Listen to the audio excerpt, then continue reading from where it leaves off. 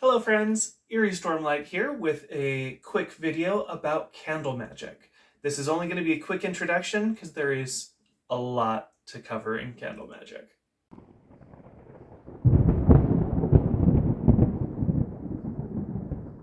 To begin, going to go over some very Cliff Notes version of history when it comes to candles and their use in magic.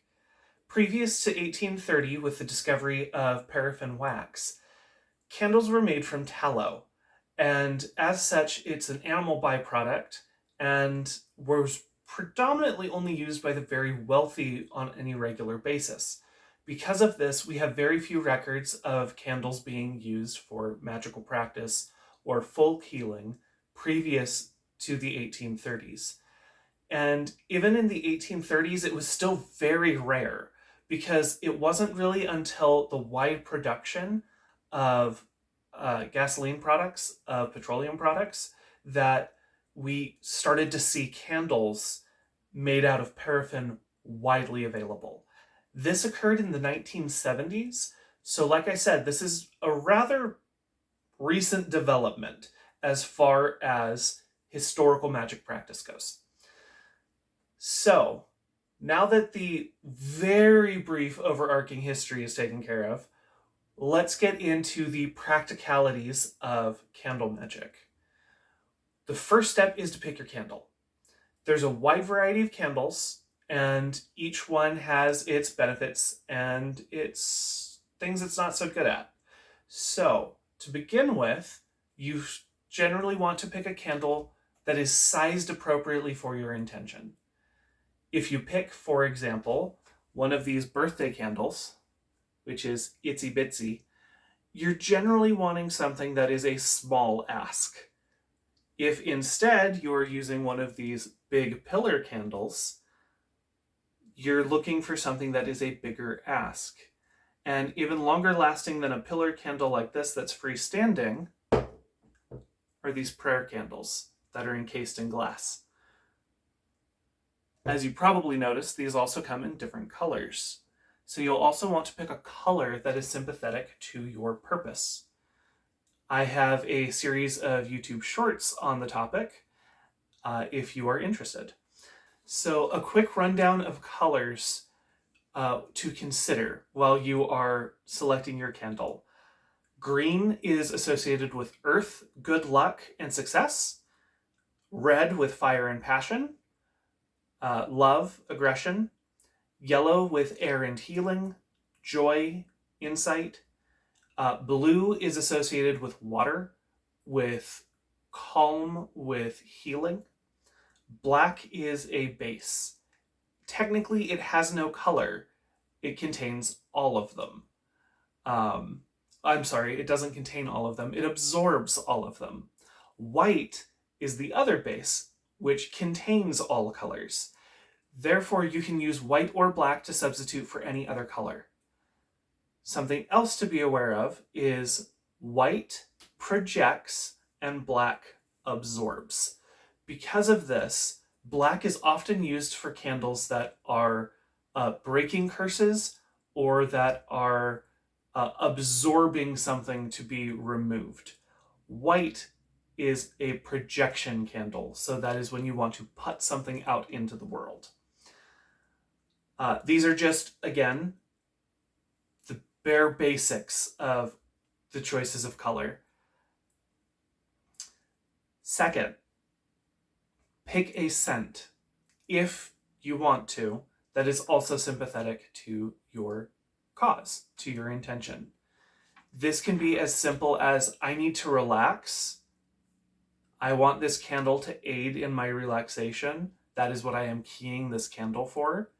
And so you'd pick something along the lines of lavender, possibly vanilla, depending on, for example, I'm allergic to lavender, so lavender's a no-go for me. But there are other flowers that I'm not allergic to that I find quite soothing. Pick something that will help you achieve the goal.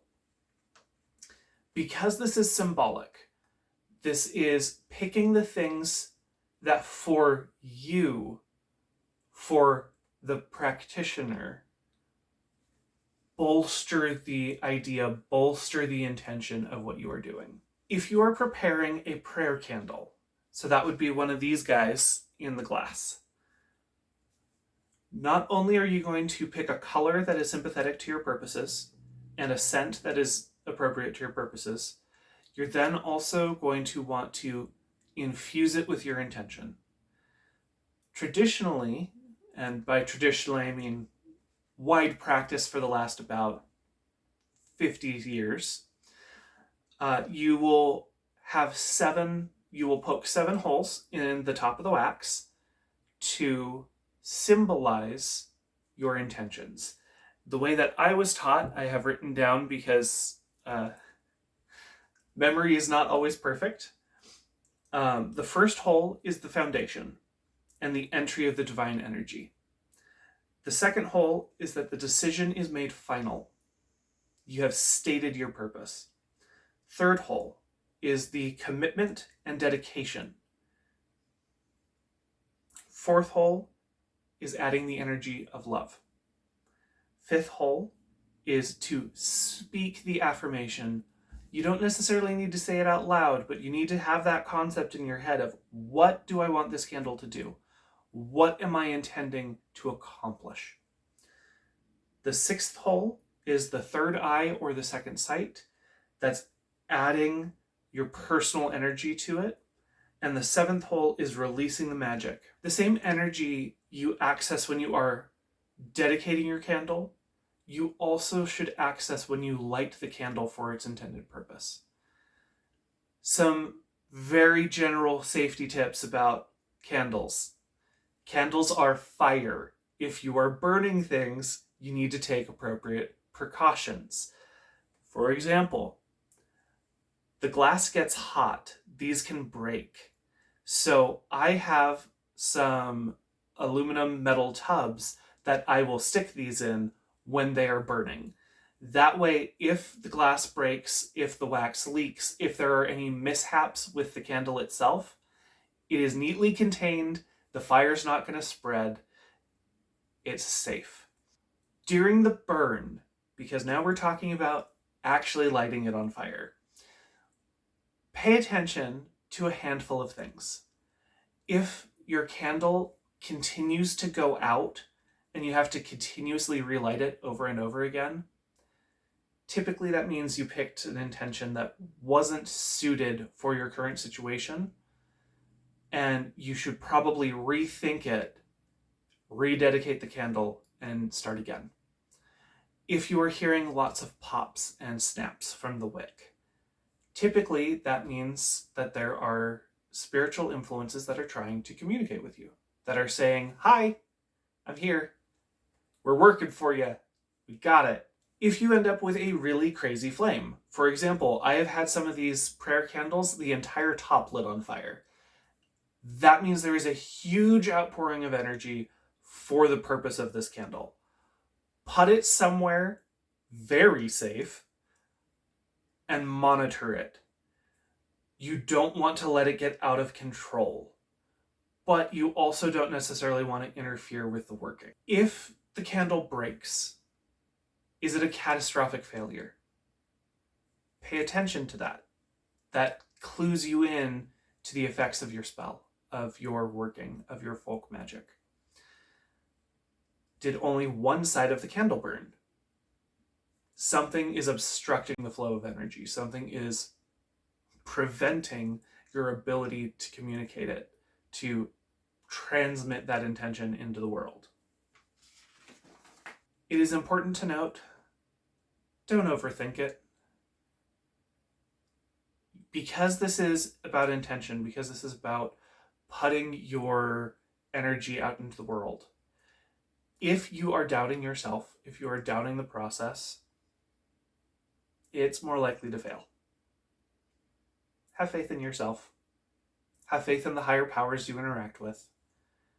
And keep it simple.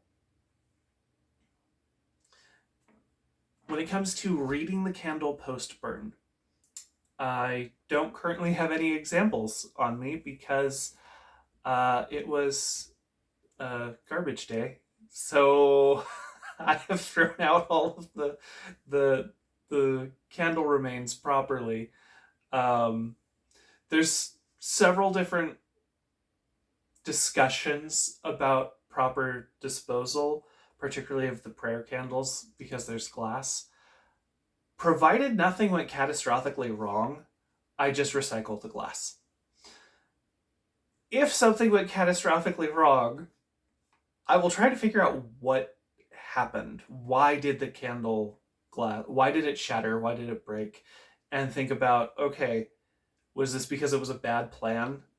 Did I not need to do this right now? Was I trying to force something that is just not going to happen? And I then will dispose of the glass by uh, properly bagging it up, preparing it, and then disposing of it far away from my home. So there are some widely accepted ways to interpret the remainder of your candle. If there is a lot of white soot, that means that there was divine assistance towards the goal, towards that intention. If there is black soot, that means there was resistance. Something was getting in the way. That is very common when you are trying to work candle magic to influence someone else who is dead set against what you are trying to do. So, for example, love magic, which I personally have chosen not to do, even though I know a lot about it, almost always has black soot because you're trying to force your desire on someone else or the desire of your client on someone else. Expect a lot of resistance when there is a battle of wills regarding the outcome of a candle. Leakage. So if the candle spills over the side, if somehow it makes a crack in the glass and starts coming out, typically that means that something was already in motion and there is more help than you were anticipating. If there is imprinting on the glass or the receptacle you burned it in, interpret it in accordance with your belief system. So for Christianity, look for angel signs, look for biblical references. If you are pagan, use your tarot cards, use your pendulum. That's the word I'm looking for. Use your pendulum. I prefer to call them plums. I have a video about that, so if you're interested, you can go look it up. If you anointed your candle with dried herbs and there's still some at the bottom, typically that indicates that you need to look for more balance in the resources used. My teacher, Katrina, I know this is controversial, uses glitter to help track the burn. So she will put a little bit of glitter at the top of her candles to see where the energy was most expelled, where there were, and it's just to help read the signs of the candle, to help interpret. And so, as I said, this is just a real brief overview. There is so much more nuance and interpretation that I really can't cover in a single video without making it really, really long. So, that being said, that was an introduction to candle magic, at least as it is practiced by the pagan belief systems in the North American continent, predominantly in the United States. And until next time, walk in the light. Bye.